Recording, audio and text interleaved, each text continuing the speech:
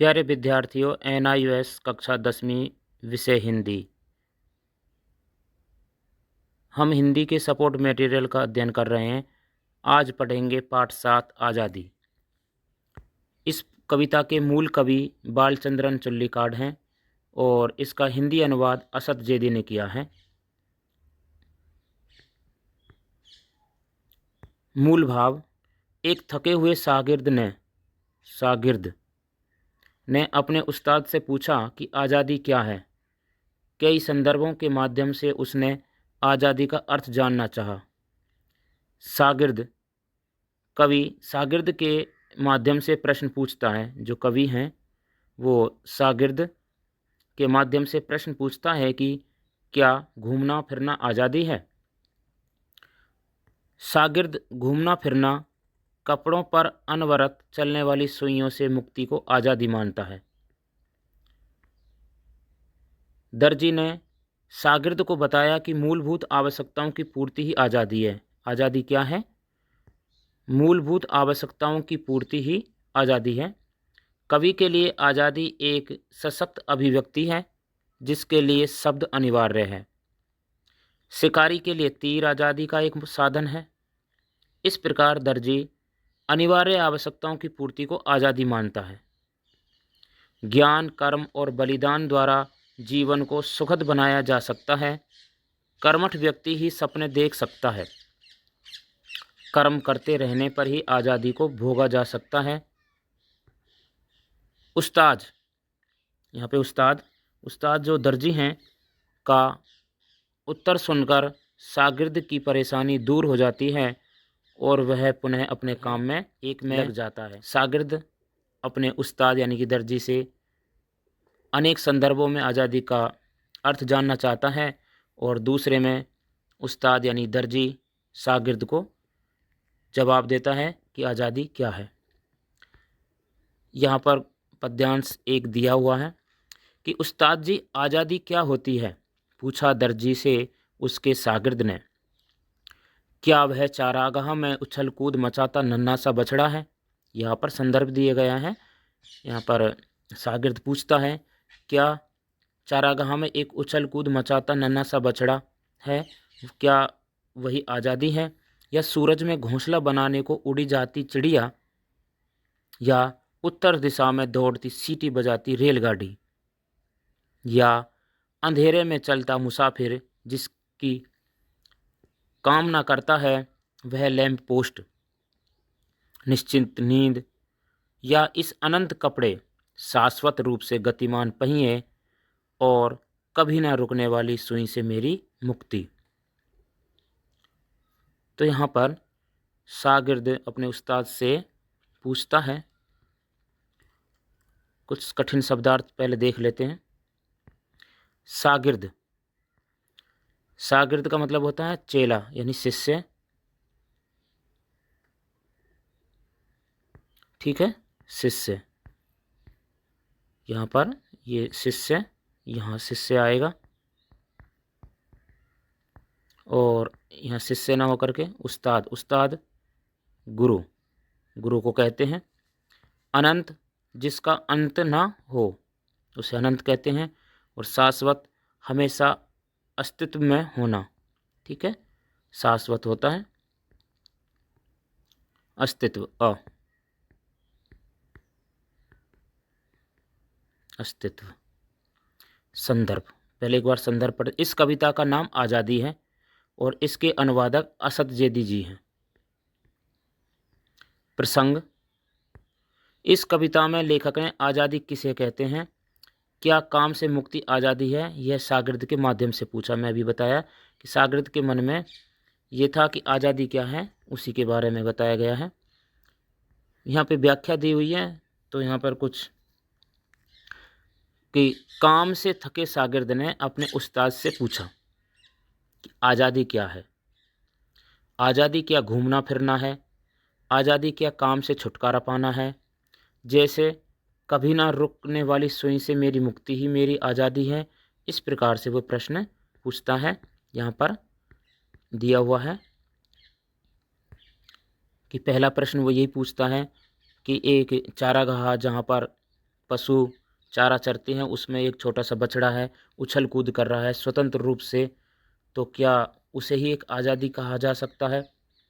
या एक चिड़िया अपने हौसले के साथ, साहस और हिम्मत के साथ जो असंभव कार्य है सूरज में भी घोंसला बनाने के लिए उड़ कर के जाती है, क्या उसे ही आज़ादी कहते हैं?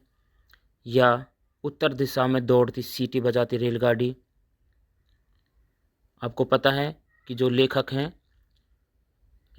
हैं जो साउथ के हैं, दक्षिण भारत के हैं, ये मलयालम भाषा में लिखी हुई कविता है। तो वहाँ से जो रेलगाड़ी है उत्तर दिशा की ओर दौड़ कर आती है, तो कवि ये पूछता है कि वह स्वतंत्र रूप से तेज गति से दौड़ रही है सीटी बजाती हुई एक रेलगाड़ी, क्या इसे ही आज़ादी कहते हैं? या फिर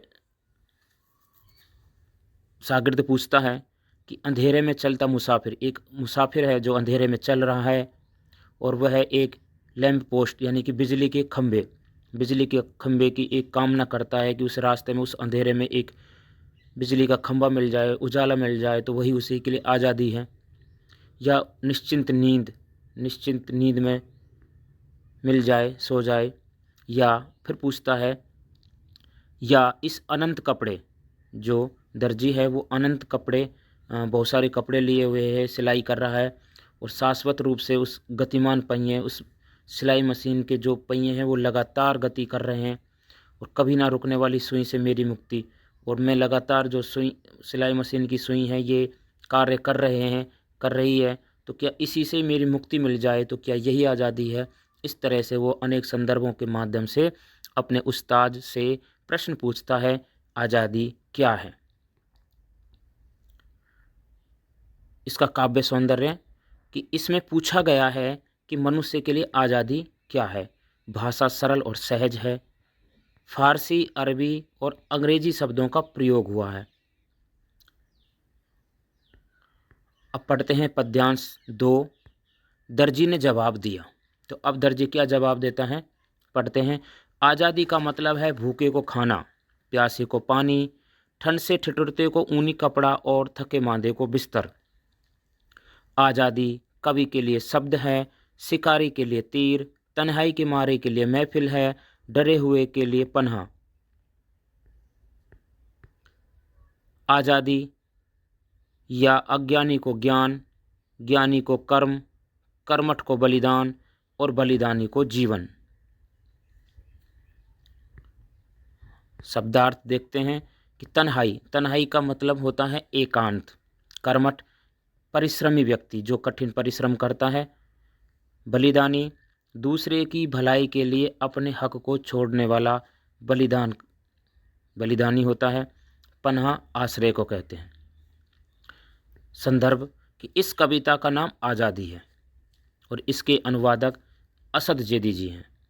प्रसंग कि इस कविता में लेखक ने आज़ादी किसे कहते हैं और ये किसे प्राप्त होती है, इसके लिए लोगों को किस प्रकार के कार्य करने पड़ते हैं बताया है।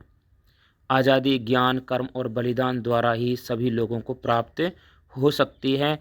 और इसमें उस्ताद जो जवाब देता है कि आज़ादी किसके लिए क्या है, उसके बारे में बताया गया है।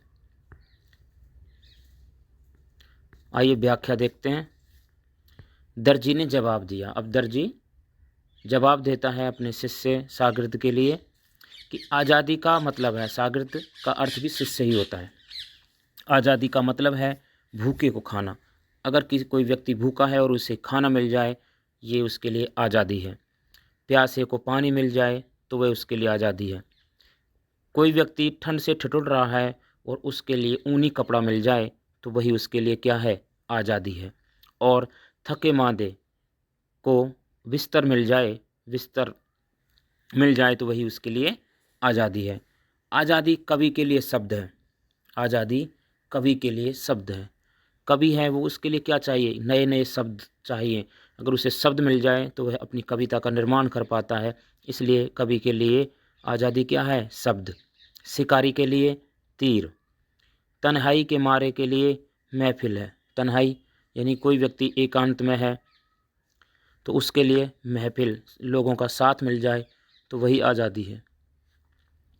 डरे हुए के लिए पन्हा, कोई व्यक्ति डरा भययुक्त है तो उसके लिए किसी की शरण, किसी का साथ मिल जाए। बचाव, पनाह, बचाव को भी कहते हैं, उसके लिए बचाव हो जाए तो वही उसके लिए क्या है, आज़ादी है। आज़ादी या अज्ञानी को ज्ञान, अज्ञानी के लिए ज्ञान प्राप्त हो, ज्ञानी को कर्म, और कर्मठ को बलिदान, और बलिदानी को जीवन, यही क्या है, आज़ादी है। इस तरह से उस्ताद अपने शागिर्द को आज़ादी का महत्व, आज़ादी के बारे में बताता है। इसका काव्य सौंदर्य, दर्जी अपने अनुभव के आधार पर आज़ादी का अर्थ बताता है। आज़ादी को मेहनत और कर्तव्य से संबंधित बताता है। जो व्यक्ति मेहनत करता है वही आज़ादी भोग सकता है। इसकी भाषा सरल और सहज है। पढ़ते हैं पद्यांश 3। पर जो कपड़े नहीं सिएगा, सपने भी नहीं देख सकेगा, सुई की चमकीली नोक पर टिकी है आज़ादी। आज़ादी वह फसल है जिसे बोने वाला ही काट सकता है, वह रोटी जिसे मेहनती ही खा सकता है, यह वह कपड़ा है जिसे दर्जी ही पहन सकता है। शब्दार्थ, उलझन, बाधा, तन्हाई, अकेलापन, पनाह, रक्षा, बचाव, बलिदान, त्याग। तो ये पिछले पद्यांश के भी कठिन शब्दार्थ हैं। तो यहाँ पर भी कुछ कठिन शब्दार्थ आए हैं, तो वो हम देख लेते हैं। मेहनती, मेहनत करने वाला, ठीक है, यही है।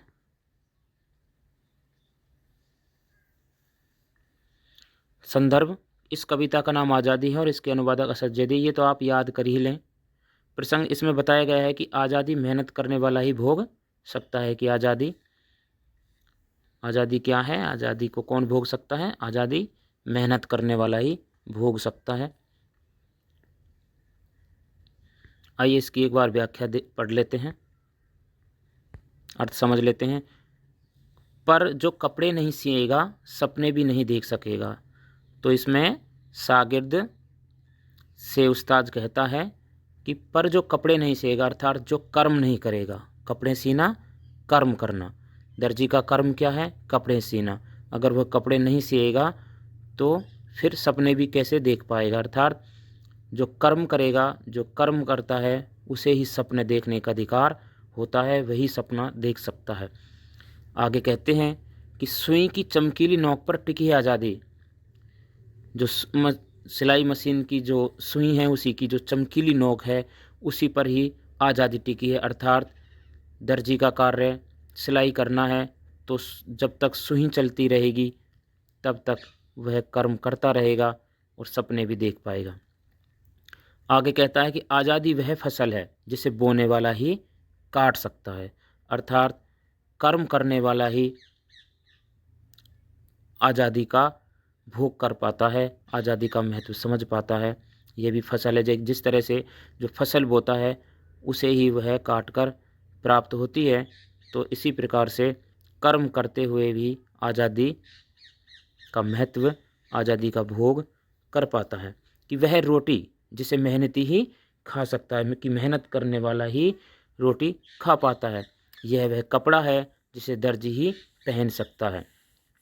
तो यहाँ पर जब कपड़े सिएगा, दर्जी मेहनत करेगा, तो ही वह कपड़ा पहन पाता है, पहन सकता है। यहाँ पर आज़ादी का महत्व समझाया है, अपने शागिर्द को समझाते हुए कहता है। अब परीक्षा उपयोगी प्रश्न, बहुविकल्पी प्रश्नोत्तर। प्रश्न 1, आज़ादी क्या है? अनिवार्य आवश्यकताओं की पूर्ति ही आज़ादी है।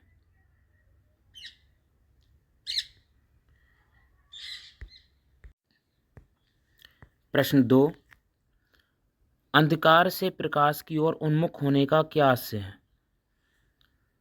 अंधकार से प्रकाश की ओर उन्मुख होने का क्या आशय है? कि अज्ञान से ज्ञान की ओर जाना।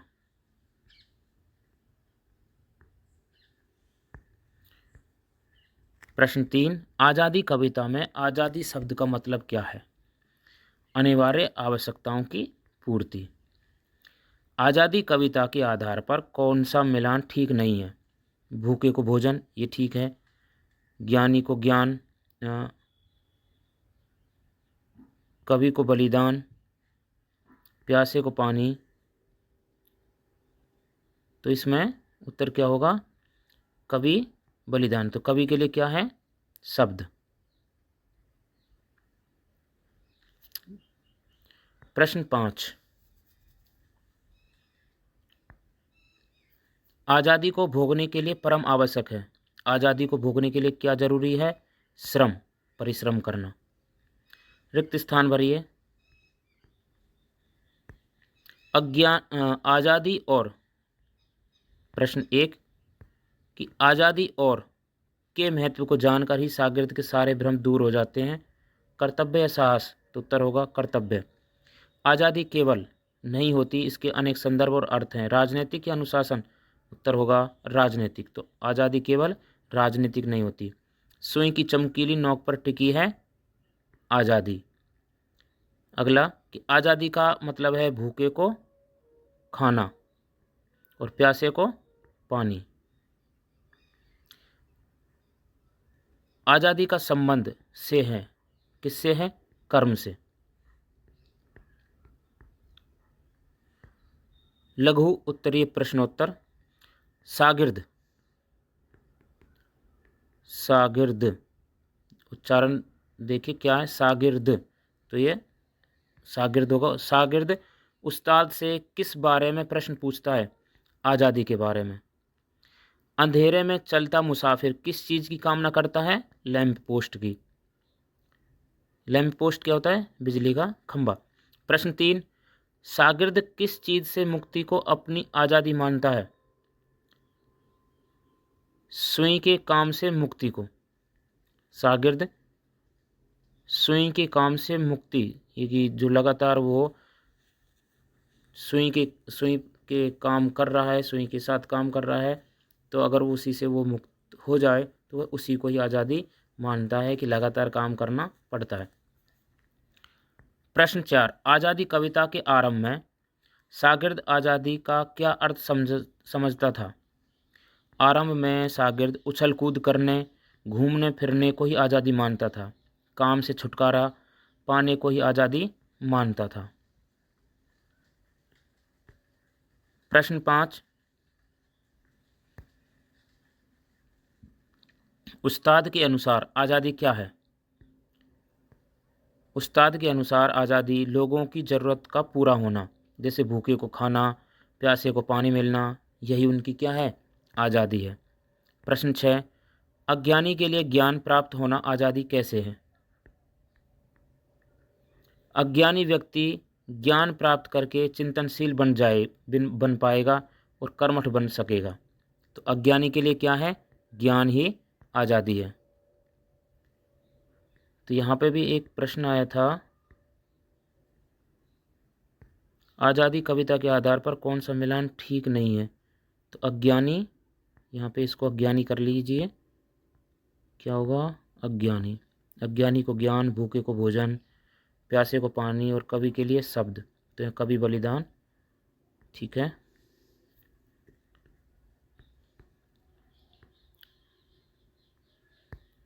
प्रश्न 7, आज़ादी का अर्थ आपके विचार से क्या है? स्पष्ट कीजिए। बिना किसी रोक टोक के कोई भी कार्य करने की स्वतंत्रता, कहीं भी घूमने फिरने की आज़ादी और किसी भी विषय पर अपने विचार व्यक्त करने की छूट ही सही मायने में क्या है? आज़ादी है। प्रश्न 8, आपकी दृष्टि में आज़ादी का सही अधिकारी कौन है और क्यों? इसका उत्तर बताएंगे। उत्तर होगा कि कठिन परिश्रम करने वाला और ज्ञानी व्यक्ति ही आज़ादी का सही अधिकारी है। परिश्रम के बल पर ही व्यक्ति अपने जीवन को सुंदर और समृद्ध बना सकता है। ठीक है, बना सकता है। प्रश्न 9, आज़ादी कविता के आरंभ में शागिर्द आज़ादी का क्या अर्थ समझता था? उत्तर, आरंभ में शागिर्द आज़ादी का अर्थ काम से मुक्ति मिलना, सैर सपाटा करना, उछल कूद करना, बेफिक्र और खुश रहना समझता था कि यही आज़ादी है।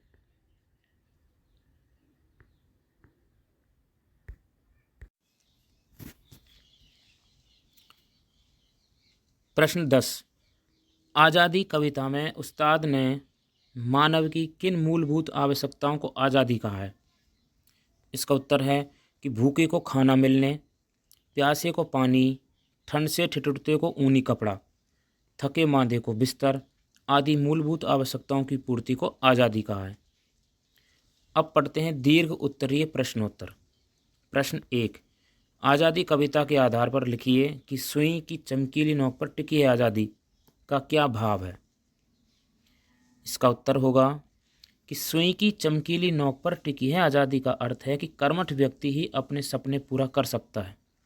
जो व्यक्ति कर्म करता है वही अपने सपने पूरा कर सकता है।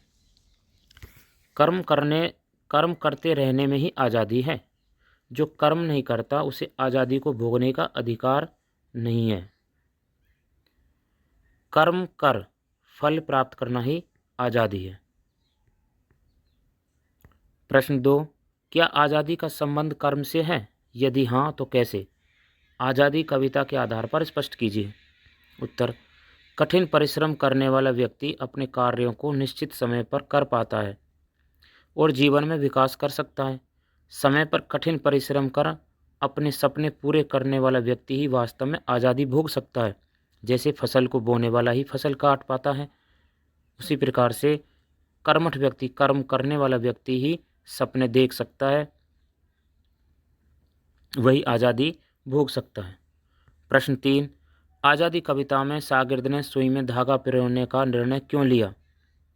उत्तर होगा कि उस्ताद के समझाने पर कि कठिन परिश्रम से ही अपने सपने को पूरा करके आज़ादी को भोगा जा सकता है, शागिर्द ने सुई में धागा पुरेने का निर्णय लिया।